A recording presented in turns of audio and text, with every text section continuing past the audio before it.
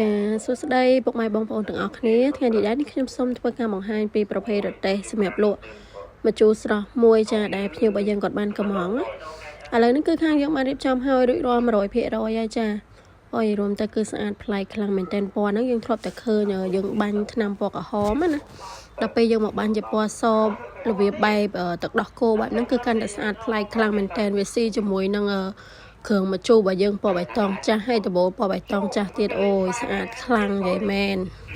អានេះខាងក្រោយយើងដាក់ធុងតកកដាក់អីបានបើកទ្វារដាក់អីវ៉ាន់ដាក់អីចាក់សោនៅខាងក្នុងនឹងបានណាហើយខាងក្នុងនោះគឺទលាយខ្លាំងមែនតែនចាព្រោះដោយសារអតេរបស់យើងគឺមានតែតឹង80បដ 1.60 ម៉ែត្រចាខាងលើគឺយើងមានតនើមានអីដាក់អីវ៉ាន់អញ្ចឹងណាហើយដបូលរបស់យើងគឺយើងដេក្រែលអ៊ីសូឡុងដូចយើងរដងអញ្ចឹងចាគឺការពារបានទាំងកម្ដៅហើយស្អាតទៀតចាវារៀងប្លែកមួយយ៉ាងដែរដោយសារតែយើងធ្លាប់តែបាញ់ពណ៌ក្រហមដល់ពេលយើងបាញ់ពណ៌សបែបដោះគោអញ្ចឹងទៅគឺស្អាតប្លែកចាអញ្ចឹងសម្រាប់ពុកម៉ែបងប្អូនដែលគាត់មានតម្រូវការមិនថាប្រភេទអតេបែបហ្នឹងឬក៏លក្ខណៈប្រភេទអតេកំងអីផ្សេងនេះគឺអាចធ្វើការកំងបានចាតាមរយៈ page នេះផ្ទាល់ឬតាមរយៈលេខទូរស័ព្ទដៃរបស់ខ្ញុំ3ខ្សែនៅក្នុងវីដេអូនឹងបានចាហើយក៏អរគុណច្រើនសម្រាប់ការជឿជាក់និងគាំទ្រមកលើ page យើងខ្ញុំចាហើយក៏